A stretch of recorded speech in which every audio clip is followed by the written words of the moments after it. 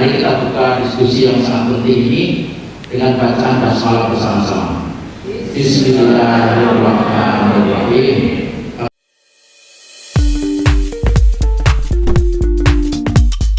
Video ini dipersembahkan oleh Radar Edukasi, berbagi wawasan menambah pengetahuan. Alhamdulillahilladzi a'azzal Islam bi'ulumil ulama wa harrakahu bi nahdlatil ulama.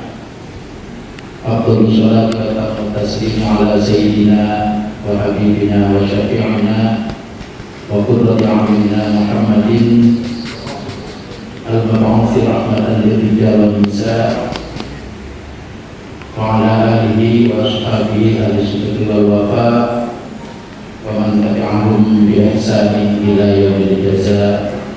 Amma ba'd.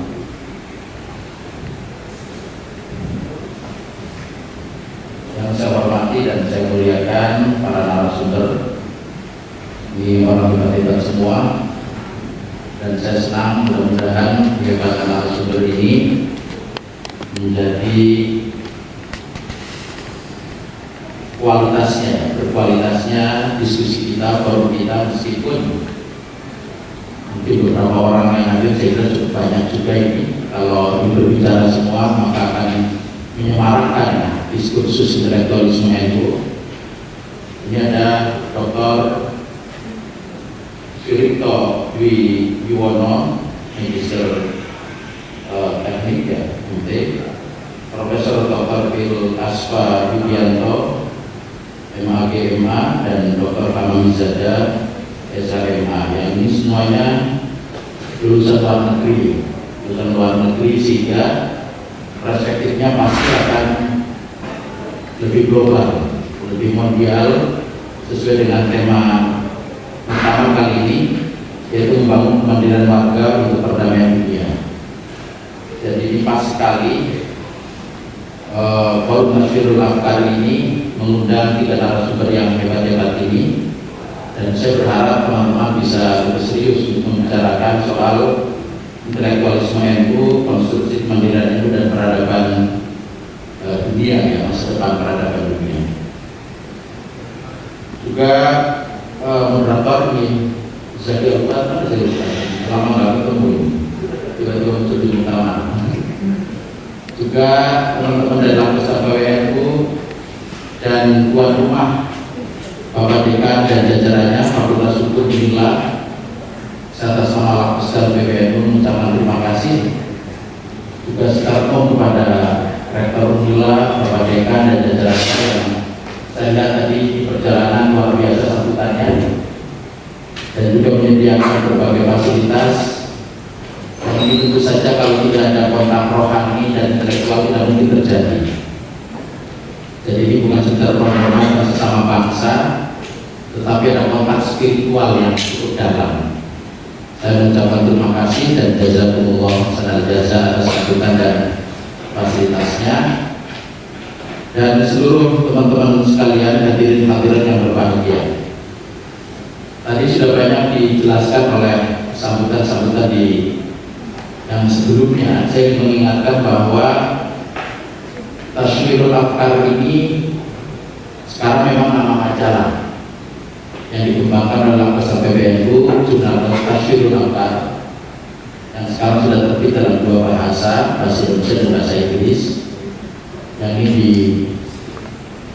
dibantu oleh Bapak Dr. Hamamizada. Mudah-mudahan bisa fokus, ya. Kita berharap begitu. Tetapi dan sekarang sudah ada forum Taswirul Afkar. Kita kemarin sudah memulai ada Afkar Forum yang mudah-mudahan akan rutin mengundang para intelektual muda dan tua, karena sekarang yang mudanya belum muncul, yang mudanya sudah kadung tua. Jadi itu lagi yang muda. Saya berharap muncul intelektual muda, dan ini ada muda-muda semua ini. Kelihatannya, ya. Mudah-mudahan ini bisa menjadi terus generasi intelektual baru. Kita punya Afkar Forum setiap tahun mengundang intelektual NU baik di dalam maupun luar negeri untuk membincangkan satu topik yang menjadi concern kami untuk merespons isu-isu nasional maupun global. Nah, ini dalam rangka muktamar ini kami juga menyelenggarakan Aftar Forum, Nasional Aftar, sebenarnya lebih diskusi soal apa yang sudah dan akan diterbitkan oleh Nasional Aftar tentang kemandirian intelektualisme NU, kemandirian dan masa depan peradaban Indonesia maupun dunia. Ini inline dengan tema muktamar tahun ini di Lampung soal kemandirian NU dan kontribusinya terhadap peradaban dunia. Nasional Aftar sendiri adalah satu gerakan intelektual yang dulu tahun 1914 dipelopori oleh Muhammad Rasulullah. Sepulang dari Mekah, beliau pulang itu 1912. 2 tahun kemudian beliau mendirikan Madrasah Tasyirul Afkar. Dan Madrasah Tasyirul Afkar itu salah satu gerakan intelektual yang menjadi pilar berdirinya NU. Jadi NU itu pilarnya ada 3. Pertama Tasyirul Afkar, kedua Nahdlatul Wathon, dan yang ketiga Nahdlatul Tujar. Ini besok katanya mau ada deklarasi di muktamar ini Nahdlatul Turaf. Tadi saya belum mendengar. Mungkin nanti ada Nahdlatul yang lain. Nah, dulu ada 3 itu. Jadi gerakan intelektual itu Tasyirul Afkar, Nahdlatul Wathon gerakan nasionalisme, dan Nahdlatul Tujar gerakan ekonomi. Ini sebenarnya pilar dasar mengapa itu berdiri sebagai bagian dari respon terhadap kondisi bangsa dan juga cita-cita NU. Nah, karena itulah saya kira Nasional Afkar harus memberikan sumbangsi terhadap isu-isu nasional maupun global terkait soal peradaban Indonesia maupun dunia. Nah, diskusi ini saya kira kita harus menyerap dan juga syukur kalau kemudian ada tawaran-tawaran yang bisa kita bawa di dalam sidang-sidang komisi lalu menjadi satu ketetapan dari muktamar Lampung ini terkait soal kemandirian NU dan masa depan peradaban ini. Ini satu hubungan yang sangat abstrak. Tetapi menurut saya kita harus menemukan satu relasi dan satu poin yang penting sehingga ini bisa menjadi satu pijakan kita paling nggak 5 tahun ke depan NU memasuki abad kedua. Jadi 5 tahun lagi NU sudah 1 abad dan 5 tahun yang akan datang muktamar ke depan NU sudah memasuki abad kedua. Nah, saya kira kita berharap dari para narasumber yang hebat ini memunculkan satu gagasan atau tawaran-tawaran atau juga mungkin dari teman-teman diskusi bagaimana NU pada abad kedua.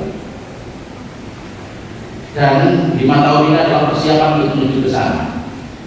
Kita sendiri di dalam PBNU secara internal sudah mendiskusikannya dan banyak hal yang harus kita evaluasi dan refleksikan ke depan untuk menyongsong abad kedua NU. Nah, salah satunya adalah soal kemandirian. Kemarin kita diskusikan ada kemandirian tentu ekonomi ya, ini paling problem mendasar dari warga NU. Juga kemandirian teknologi ini juga masih sesuatu yang jauh dari kita karena sebagian besar warga ini berada di pedesaan dan kita tahu pedesaan ini masih akses informasi dan komunikasi teknologinya masih sangat jauh. Tetapi ini satu realitas yang harus kita hadapi. Juga kemandirian epistemologi kemarin. Karena kekuatan Indonesia, Islam Nusantara itu adalah pada manhajul fikr, pada konstruksi pemikiran keislaman yang seharusnya kita sudah mulai menawarkan kepada peradaban dunia untuk belajar ke Indonesia. Nah, ini yang kemudian harus dikonstruksikan. Tadi saya menghadiri launching bukunya Ahmad Basor tentang historiografi, fiqh dan politik NU, dan satu bukunya dari Kiai Zulfa Mustafa.